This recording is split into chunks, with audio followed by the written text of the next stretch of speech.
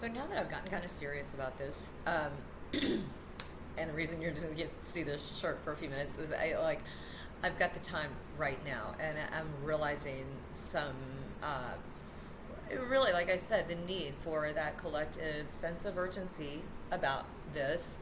And it happens that the more I think about it, the more I realize, and I think I've known this all along, that I was under a really pretty unique set of circumstances all the way around.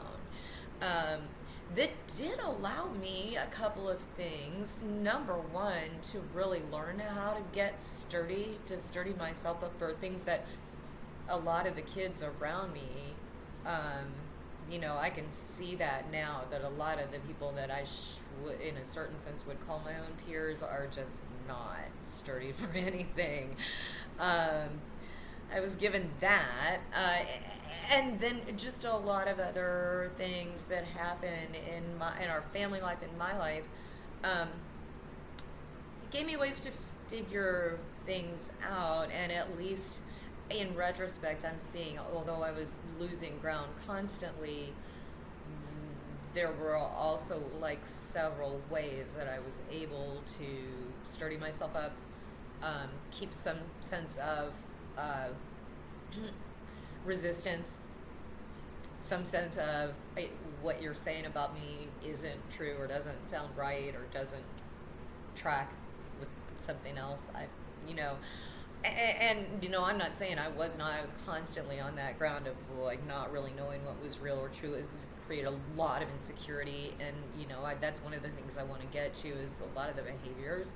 I'm really curious about a lot of things because I went on to just my courses of study. I studied psychology. And I worked in some environments that just allowed me access to then be able to go back and kind of examine how I got through a lot of what I did.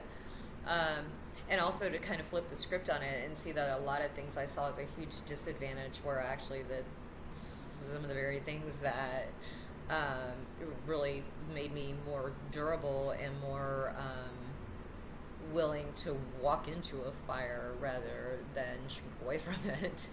And just deal with whatever was in front of me, knowing that it couldn't be any worse than how bad could it be, and I'll just do this and see what happens.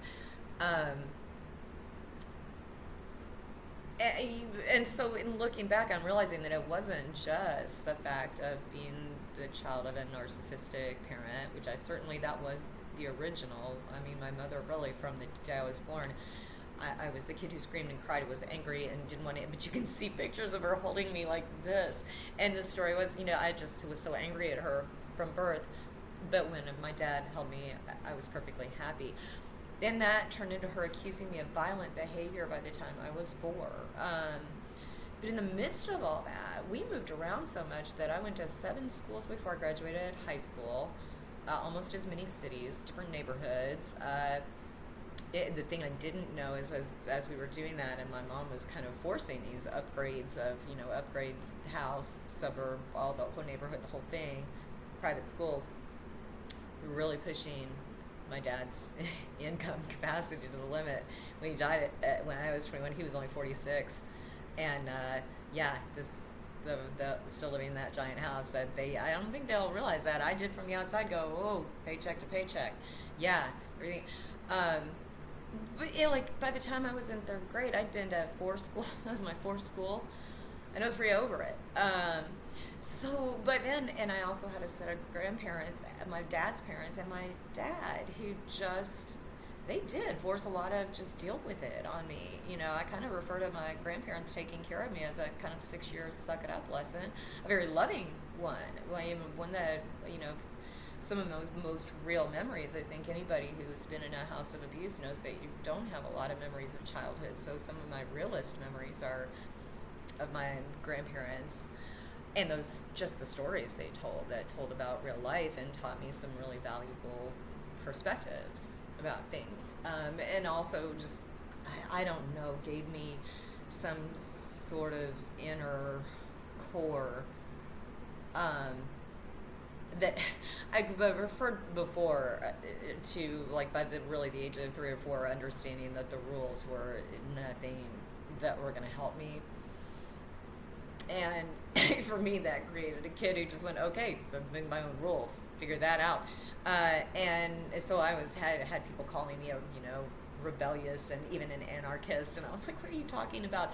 But really, yeah, it made me into that sort of person, which if you're under narcissistic abuse can be a good thing, because at a certain point you can just look and go, what? You're a little bit more of a fighter. And but it's more, so I get curious about like what were other kids who were under, there was a lot, no kidding. I was finding this out in the early 2000s, and I didn't see anyone around me really, even though I was heavy into the mental health world at that point. I was even a caseworker. There weren't a lot of people talking about this. I remember when it started showing up in my feed, and I had already well caught up by then, and I was just finding out what other people were talking about. Now there's a lot more talk. Which tells me that a whole lot more of us are in trouble, but I also know from a long history of other trauma too. I mean, I really hit the jackpot in trauma. All I can think of, really, I don't think I've totally been caught on fire yet. And I'm still not dead. After that,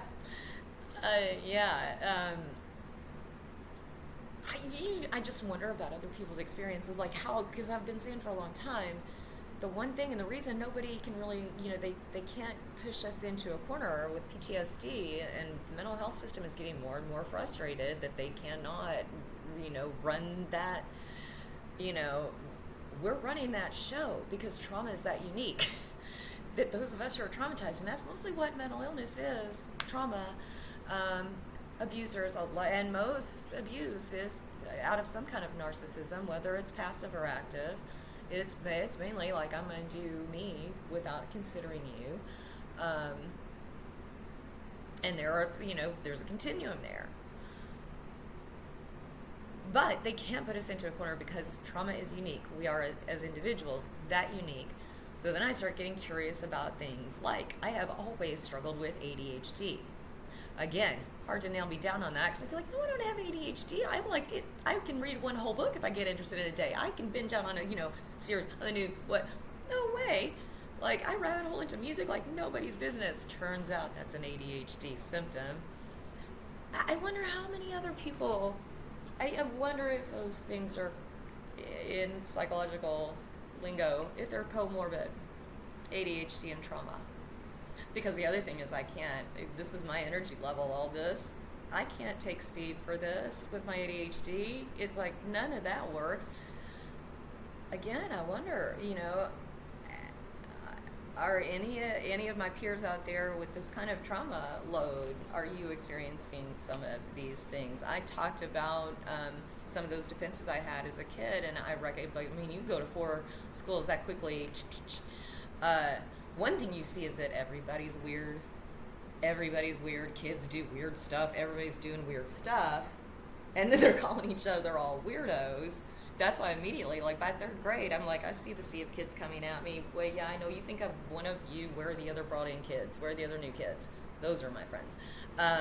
You get a lot of bullying for that too, but I already knew. Like, that's a false construct, and these kids who have been through this jostling around experience, those are my friends. Where are they?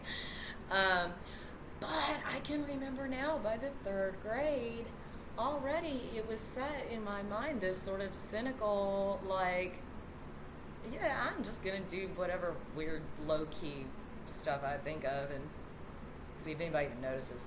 I'm just going to mess with this a little bit. I didn't want the attention, and I definitely didn't want that. That's why I was like, what kind of weird low-key thing that can I do? Probably nobody will say anything, I wonder. And then I can just, because I know I do, I don't know, I can't, I'm trying to think of one. They weren't like big revolutionary things. It was just, kids do weird things. I'm watching everybody play this popularity game. By 3rd grade, I'm just like, I really remember my intro to 3rd grade being the kid walking up to me and going, I'm the oldest kid in the class. And I went, probably not anymore. And he told me his birthday, and I told him mine. I was like, yeah, see? I was like, really, get out of here with your dumb shit. that I really had that like as a third grader. That's sort of like I'm over it attitude. I wonder how many. I don't think it showed us that. That's why I wonder how many other of us like did that kind of stuff. Because internally, I was just kind of like, this is all stupid, weird, scary. A lot of that stuff. But I can see now in retrospect that part of me that was always just going, I'm not buying all this. I wonder how much of that is having someone that you know is rewriting your story on a regular basis to fit their agenda, to fit their narrative. That's what a narcissist does. They work you into their story. They make you the bad guy for their benefit. I wonder how much of that sort of the little rebellions come out of that. How many of them, come out of the traumas that opens the door to how much of that comes out of the reinforcements that you get. I know other people who've had other kinds of trauma behave totally differently. But the one thing we have in common is that low-key kind of tendency to fuck with people. I know people who do it on a more overt level than I do. Mine were more sort of to entertain myself, really, and then just to see if anybody was going to notice or play along or, do anything. I don't know.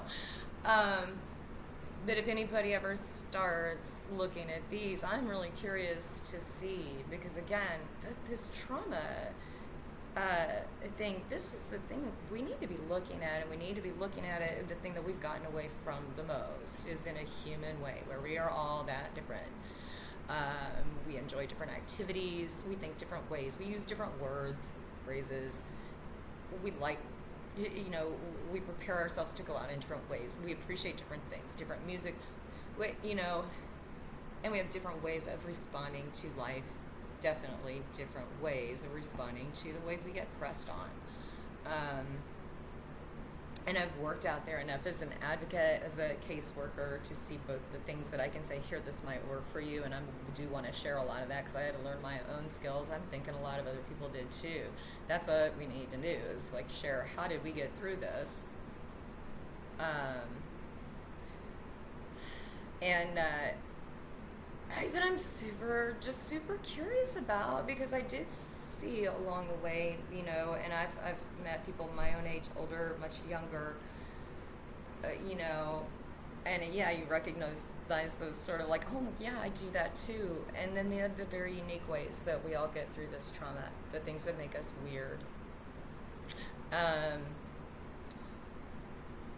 Well, I think that's where we need to get to, the place where we all get to be weird, we all get to recognize how we've dealt with things to get to this point, and then how we help everybody else who's out there struggling to find their voice, their certainty about themselves, their own inner core, because I think it's just a matter of what you had access to keep yourself sturdy on the inside, and to be able to be that person to say, hey, you just, I'm taking this from somebody else. I will give, I got to go back and find this woman's name, really.